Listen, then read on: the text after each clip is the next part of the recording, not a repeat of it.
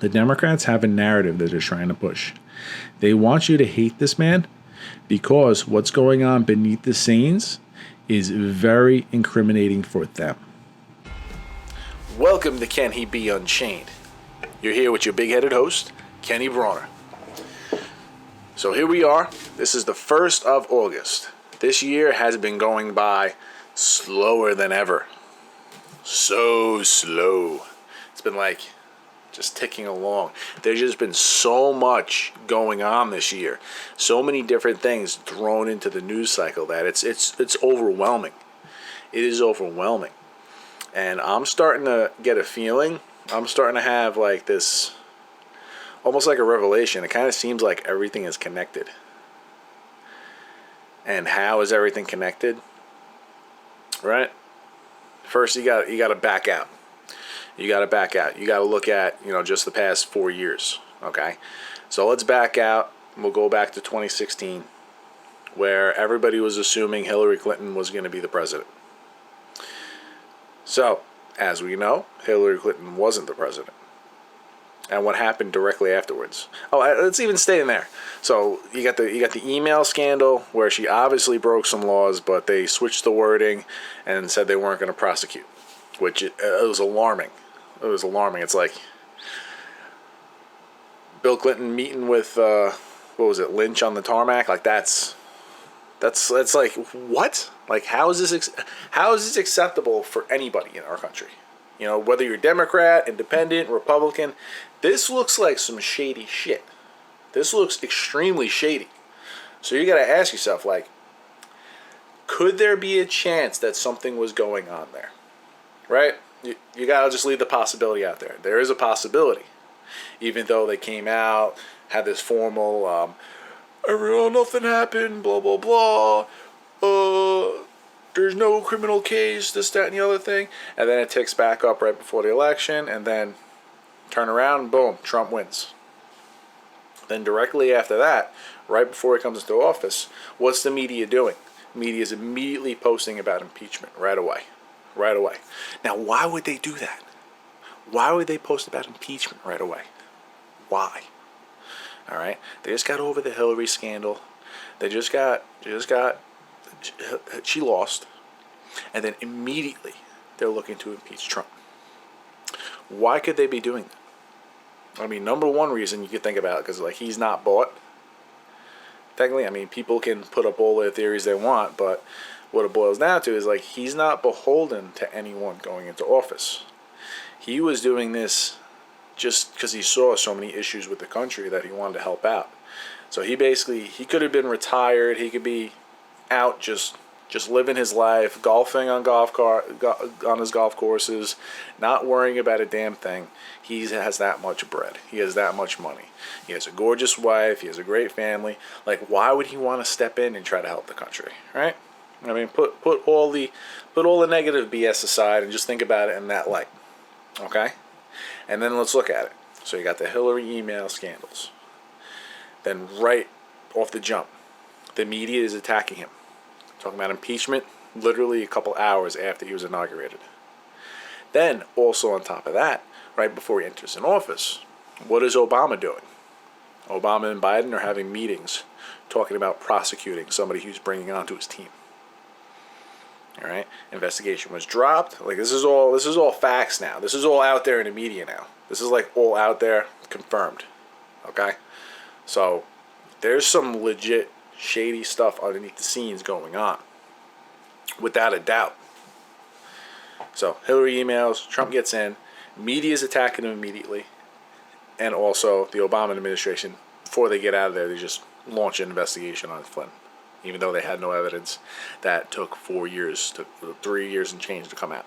Okay, so let's fast forward a little bit. Okay, so after he's elected, what stories do they run through? They're trying to find any sort of way to take Trump out. Why would they try to find any sort of way to take Trump out? They had a porn star story. They jumped into the Russian conspiracy. They jumped into a Ukraine story. They jumped into, oh my God, there was so many. It was one after the next. One after the next. It was insane. Talking about, it's going to be World War III. Oh, he's beholden to Putin. He's beholden to Kim? Why is he getting all up on all these dictators, pulling back on the Iran deal, net neutrality, like just pulling through all this. And every single story, the media was pushing gloom or doom. The media was pushing a narrative that, like, it's all going to come to an end, blah, blah, blah. We got him impeached. We got him impeached. I mean, you see the videos, if you pay attention, like Hannity, if you watch, like, Tucker Carlson. I think Hannity does it more than Tucker Carlson, though. Like, he'll play I swear, like, I was watching him for a while, and I kind of couldn't, I can't watch him too much anymore. I just got to watch the highlights, because he'll just keep saying the same stuff over and over again. Hannity's awesome. I mean, I appreciate what he does, but he gets a little repetitive. You know, especially when you hear him on the radio, then you hear him on the TV, and it's like the same stuff over and over again. But they play the videos where the media is all spinning the same narrative over and over again, saying the same thing over and over again. And while they're saying the same thing over and over again, it's all stuff talking about impeachment. This is it for Trump. Impeachment time. This is it for Trump. Impeachment time. Like over and over again for 3 years. Right? And then finally, when they decide to make the move, what do? They hold an impeachment hearings in the House of Representatives, in a bunker in the basement. They don't allow Republicans to have any sort of say whatsoever. So it's completely and totally one-sided. Then they bring it to a vote, and they force it through the House, passing with only Democrat votes. Only Democrat votes, which it was never supposed to be like this. Every single impeachment you look through history, there was always like, you know, people on each side kind of like, yeah, you kind of screwed up. But this was completely one-sided. All right? So I'm thinking maybe it had something to do with, like, maybe the leaked emails. Maybe there's some information out there that's just like right underneath the covers that has the Democrat Party screwed, like to the point where the only way that their only solace, the only way for them to save themselves, is to get Trump out of office, because that's how it's looking. When you just when you look at the whole picture, when you kind of back out and like, it's bizarre. It's really bizarre. Russian conspiracy, Russian, beholden to Putin, Russian. And it's like, just, really? Really? And then while this impeachment thing is going on, we find out that Joe Biden, like, they're impeaching him. They did a Russian investigation for 3 years. It pulled up nothing. Right? How much money they spent. They put all their own operatives into the investigation, and it still pulled nothing. Nothing that could be proven or anything. And then from there, they jump into this Ukraine story where they absolutely have nothing, really. If you listen to the call, what was there? There was no quid pro quo. So at the same time, they start pushing the Biden story where there's an obvious quid pro quo. It's like the Biden story is obvious quid pro quo, Trump's isn't. Biden was obviously helping his son out by getting somebody fired. Trump was just asking them to investigate corruption because he heard about Joe Biden's quid pro quo. Yeah, so hard to get that out straight. So, what is going on here? So they start talking impeachment day one. Media's attacking. Obama administration attacks. FBI's attacking. Special counsel's attacking. Democrat Party's attacking. In full, in unison. What's going on beneath the scenes, people? What is going on beneath the scenes, right? Then boom, you got the Epstein story coming out. And I'm just wondering, is this connected? Pelosi holds up on sending the impeachment to the Senate till like the end of January. Meanwhile, the COVID story is also out there. We're hearing about it like November, December. It's not really catching huge attention because it seems like it's something simple that China's dealing with. China's getting over it. So what if China's involved with this too? Right? Because what was Trump doing prior to the year before? He was pressuring China to straighten out some deals, to straighten out China. He was bringing them to the negotiating table and he was getting hard on them. So you wonder if Maybe China's involved. Maybe China's been financing these Democrat politicians. And maybe it has something to do with this pedophile island case. It's possible. It's entirely likely, especially when you think about, the Clinton Foundation and how they would collect their money. Right? So if somebody wanted to gain favor for Hillary Clinton, they would approach Bill Clinton. Right? And they would say, come on over, do a speech, half hour long, we're going to pay you this. And then we're also going to donate this to the Clinton Foundation. Thinking like, you don't think Hillary is in cahoots with Bill, who's in cahoots with this foundation? Like, that looks like very obvious corruption. And if they were working on certain deals in China and collecting money from China on top of collecting money from Russia, then who's really the Russian agent here? Who's really the one that has collusion? Right? So the one thing you'll learn from the Democrats, everything they do themselves, they accuse somebody else of. So when they're saying Republicans are racist, that's because they are racist. When they're saying that somebody's doing something illegal, it's because they are doing something illegal. And that's how the narrative looks. That's how it's been looking. Right? So I'm just thinking big picture, right? And you look at it, it's like, what's happening here? What is really going on? What is really going on beneath the scenes? Could this all be interlocked? Now, I don't want to sound like an Alex Jones crazy, like out there nut. I don't want to start like barking at the camera like, oh, these lizard people, blah. No, I'm not trying. I'm trying to have like a rational, like, this is possible. This isn't disproven. There isn't stuff that like is denying that this could be a potential boom. Right? So 2020 hits, immediately jump in impeachment. You got 11 months ago until Trump can get reelected. And if they absolutely have to get him out, everything they've been doing for the first 3 years has not worked. Every single story they've thrown out, Trump has absorbed it and thrown it back at them. Taxes, porn star, Russia, Ukraine, North Korea, Iran, Affordable Care Act. Meanwhile, that one's just like ridiculous too. He's trying to remove pre-existing conditions. Do you realize like every single speech Trump gives when he's talking about getting rid of Obamacare, he's talking about keeping pre-existing conditions? Every single speech. You can fact check me on that. Look it up. Every single time he talks about it, he talks about how he's going to keep pre-existing conditions in the healthcare. That's one of the things. That's one of the main tenets because he knows that's such a popular thing. So why would he get rid of it, right? But no, the Democrats want to spin this story. They're like living in a world of like imagination, like a fictitious world that they're just designing it. They want you to believe this history. The history they tell you to believe. Just like the platform switch, which was actually successful for them. To believe that platform switch. Which, even reading up on that, they say it happened in the 60s. Meanwhile, Republicans got all those big bills passed. And then there was no full Southern switch till like the mid-90s. So like when did that switch happen? And literally one person switched parties. So like it never happened. They just want to deny their history. The history of racism, oppression, and all that. But I'm not here to talk about that today. Okay. That I could talk about for hours at a time.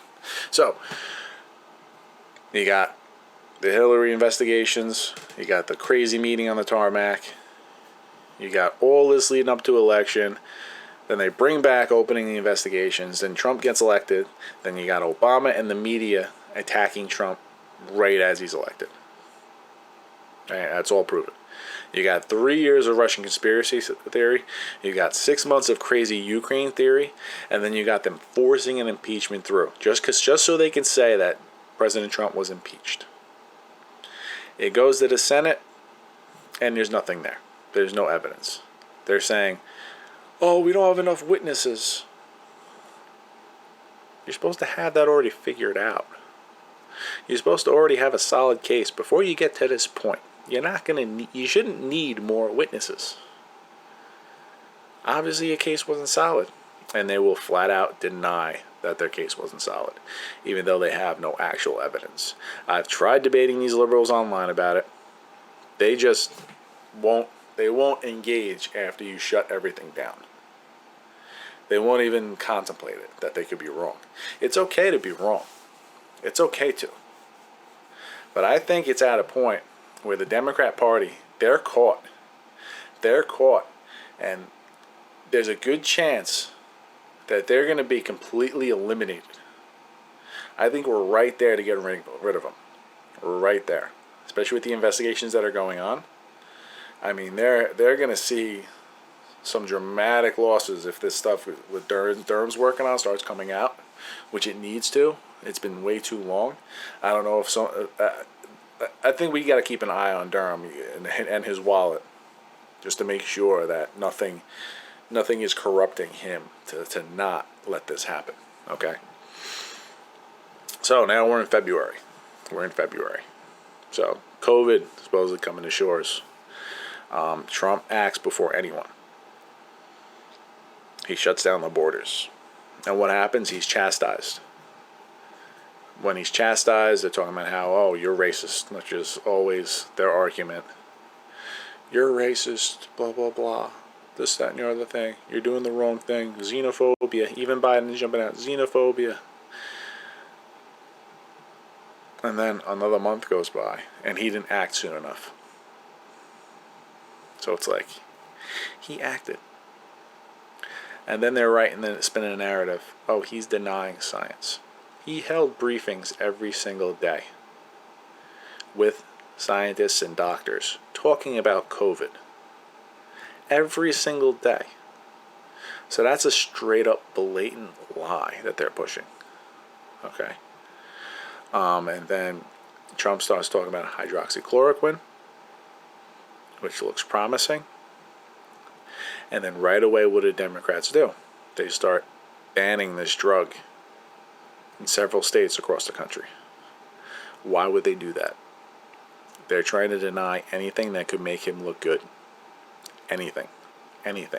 This is a full attack. If Trump was curing cancer, and he had the cure for cancer, they're going to turn around and deny it and demonize him so Trump doesn't get a win. Why are they moving to this level? Why are they at this level? It can't just be over a couple angry tweets. It can't just be over a couple tweets. There's something deeper going on here. People don't act this irrational just because they don't like somebody. There is something deeper going on.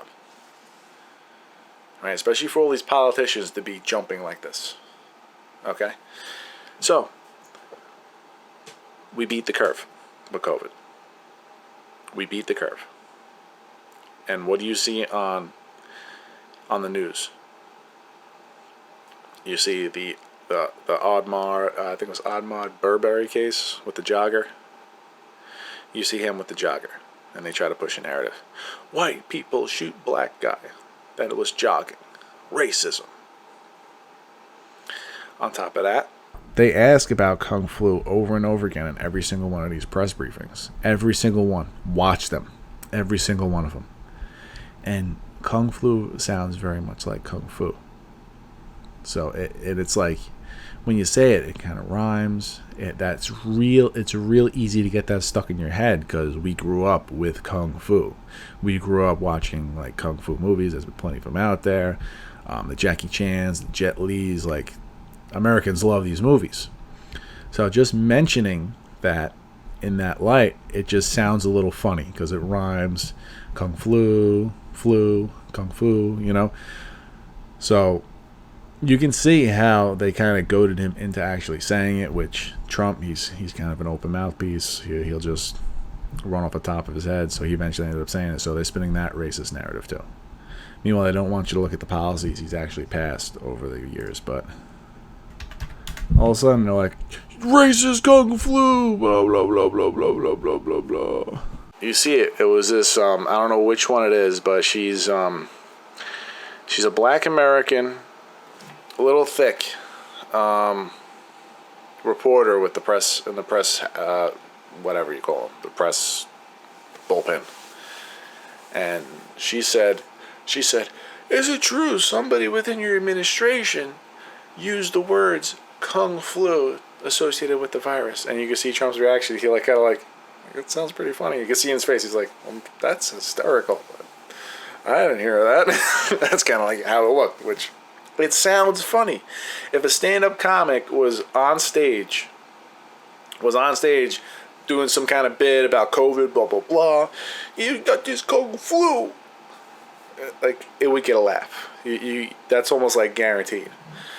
But they want to spin the racist narrative. Okay? So, yeah, the Ahmaud Barbary case. I can't even know if I'm pronouncing his name right, but Ahmaud Bradbury or something like that. So you have the jogger case. Then a couple days later, you have the infamous lady in the park. Black American tells her to put her dog on a leash, and she has an overreaction on the phone. So white, black, right away. And that didn't work. That didn't work to stir up any sort of rage, any sort of protests. So then you have cop, the knee in the neck, the George Floyd case. And that did it. That just ignited it. They started it with those two other cases and then ignited it with this one. And then after that, they went straight to another case. And then after that, they went straight to another case. And they started all these riots around the country. And it's not the fact that, like, all this started. Like, this could have been organic, right? But the whole gaslighting, they literally took gasoline and just poured it over the fire. People started rioting, people started protesting, and what'd they do? They gave up sections of their city. They gave up a police station from the light on fire. That right there was a signal to the rest of the country to just go at it. And then who's in the crowd doing a lot of this stuff? You got the people that are fully black face masks, the whole nine, those Antifa thugs. They're out there starting a lot of the chaos too. And when you see a lot of these protests, there's a lot of Caucasians in the crowd. It's not all just black Americans. So they jump right into that, right? And this is happening in Democrat cities. Let alone most of the negative numbers in the country happen in Democrat cities. But they don't want you to know that going into an election cycle. So to me, it looks like the Democrats are very desperate. They're very, very desperate, and they're willing to try whatever they can. And to me, it seems like they stirred the narrative. Honestly, I want to look at the piggy banks of all the cops involved with the George Floyd case. All of them. I want to see if they were paid to do that. I want to see that. Just so I can be certain that this theory is bogus. Because I don't want it to be true. Because if it's true, this is some really dark and shady stuff going on in this country that's just not right whatsoever. And that cannot happen. That should never happen. And the Democrats trying to rewrite history. This went from like Black Lives Matter to tearing down the Confederate statues that the Democrats erected. Which is just crazy. And they're saying mostly peaceful protesters. You're either peaceful or you're not. There's no mostly peaceful protesters. That doesn't make any sense. If you look at the videos of the damage going on in the city, they have literally graffitied like every inch of certain sections of these towns. They've had riots going on. They've had mass amount of deaths. Over 24 deaths, over $8 billion worth of damage. This is not peaceful protesters. These are not peaceful protesters. These are rioters. And they should be dealt with like rioters. But the people running these cities are all Democrat. So they're letting this go on because it's an election year. Right? And if you think, could this be attached to COVID? The numbers were ticking down. So what happens? We jump into riots, forcing all these people together. And then some of the numbers start ticking up a little bit. Why? Why would they allow that to continue? Why would they allow that to happen? What is going on beneath the scenes? So beneath the scenes, we have documents being released on what's going on with like the Durham investigations. We have documents being released about what's going on with this Pedo Island story, or Pizzagate. I don't know why they call it Pizzagate. I gotta look that up again. But it's like Pizzagate. It just sounds like some crazy out there conspiracy theory. So like I don't ever want to use that word. I'm gonna call it Pedo Island because that's what happened. Pedophile Island. Epstein, Pedophile Island. That should be the tag. It shouldn't be Pizzagate pizza. People are going to look at Pizzagate and be like, oh, what kind of crazy out there conspiracy theories are? That sounds ridiculous. No. Don't make light of the situation. That hashtag makes light of the situation. Nobody should use that hashtag. Nobody. I don't care who you are. You should not tag Pizzagate because that sounds crazy. Pedo Island. That should be the term used. Black Lives Matter should never be a term that's used. Black greatness matters. Because I don't care if you're a thug on the street, if you're a gangbanger shooting people on the street, your life does not fucking matter to me. Not at all. Right? But if you're trying to do something great with your life, if you're trying to achieve, if you're trying to like rise above, your life does matter to me. And that's how it needs to be looked at. All right? But and now like they like to push that Trump is trying to be divisive, Trump is trying to be racist. It's like, where are you getting your information from? If he was racist, would he have passed legislation for opportunity zones in struggling black communities around the country? If he was racist, would he have passed criminal justice reform that helps black Americans? If he was racist, would he have exonerated Jack Johnson, the first ever black American heavyweight boxing champion? Would he have done any of that? If he was racist, would he have so many hundreds of pictures with great black Americans from before he was president? That's not racism. The Democrats have a narrative that they're trying to push. They want you to hate this man because what's going on beneath the scenes is very incriminating for them. That's my theory that I'm sticking with. I pay attention to everything. I read all day. I watch podcasts all day. I'm constantly on the news. I'm constantly on all these news channels. And this is what the collective, this is how I see everything going down right now. This is the way it looks. From before Trump was elected to this point in time. The Democrats have been desperately trying to push a narrative. And they're trying to hide shit. They're trying to hide something that they did. They're trying to hide probably a lot more than just one thing that they did. There's probably a lot of stuff that's going to come out. And I don't think all the Republicans are going to be coming out clean either. I really doubt it. Otherwise, they would be raising more of a stink than they do. But they don't. Who do we got? We got Jim Jordan. Guy's a pit bull. He's making as much of a stink as he possibly can. I don't think he's one of the corrupt ones. Ted Cruz. Ted Cruz is constantly on the front. Constantly running it. Constantly saying what's real. Who disappeared since 2016? Marco Rubio disappeared. So I'm curious if maybe something's going on with him. Because you don't see him at all since he ran for presidency. Who else do we got? Mike Lee. Mike Lee's another great one. Rand Paul. You can always depend on Rand Paul to when it starts talking about the finances. When it comes to the Congress, he's always the first one to step up because he has morals, and you can tell he has morals. The Democrats are all completely united. They're all completely together. Their vote is one. They move as one. And that's alarming. because every single person that's in Congress is an individual.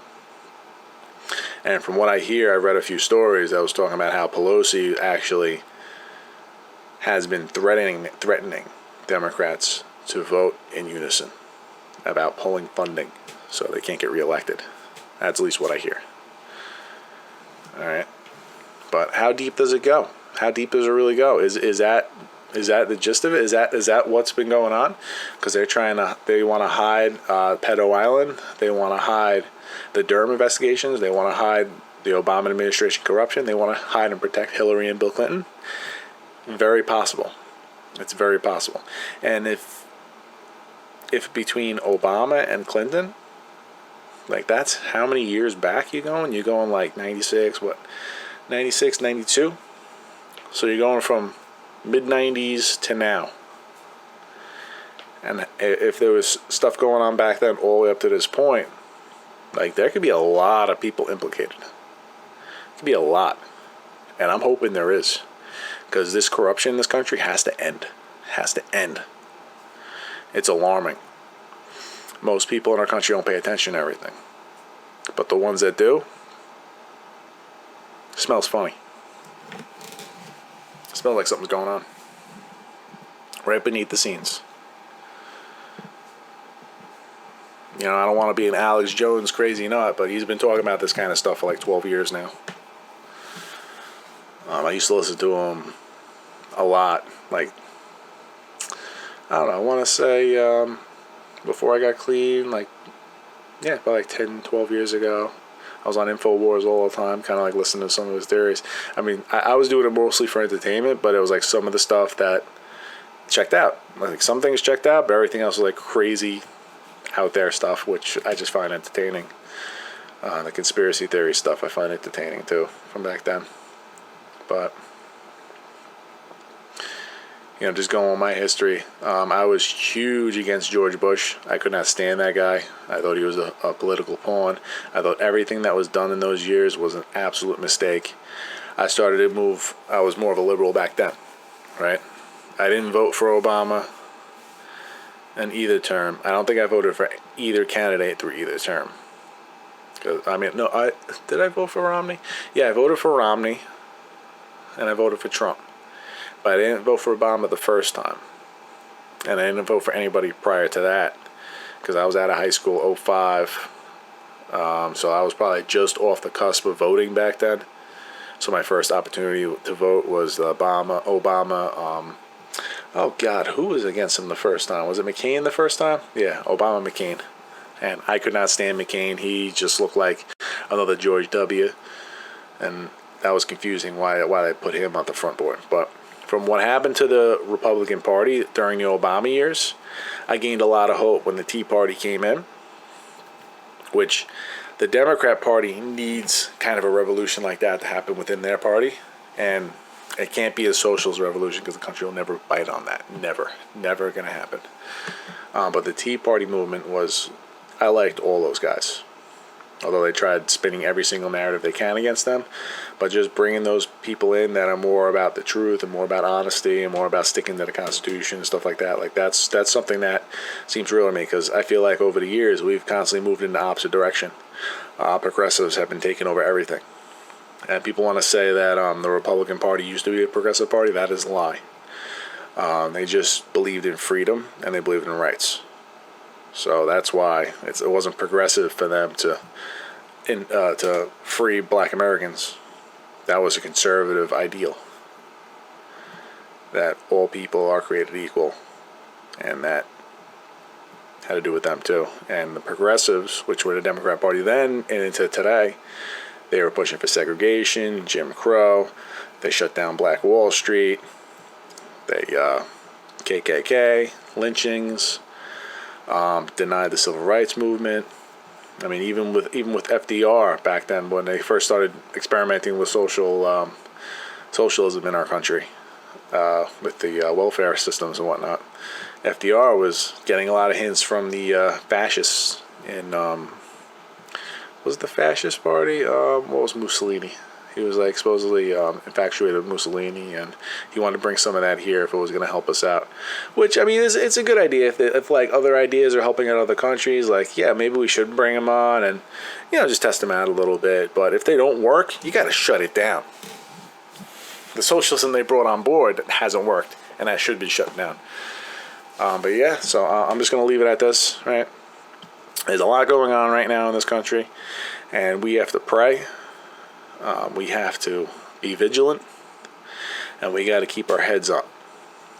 All of us out there, everybody who's an independent leaning right, everybody who's awakened to what's going on in this country, everybody who sees what's going on in this country, everybody has to speak up. Everybody. Challenge liberals. That's one thing I try to do. Whenever I'm on social media, I go straight to the liberal sites. I throw stuff out there. Challenge me on it. Open discussion. Let's go. Let's see how your facts measure up to what I got. Let's see if what you're saying makes more sense than this. Let's see if your perspective is better than my perspective. Because I want to see what's real, and I want people to wake up, because it's time to wake up before it's too late. Before it gets to a point where, I mean, I don't know if the amount of people that have been on Biden's website, but the stuff he's trying to push there, like that stuff will straight up destroy our country.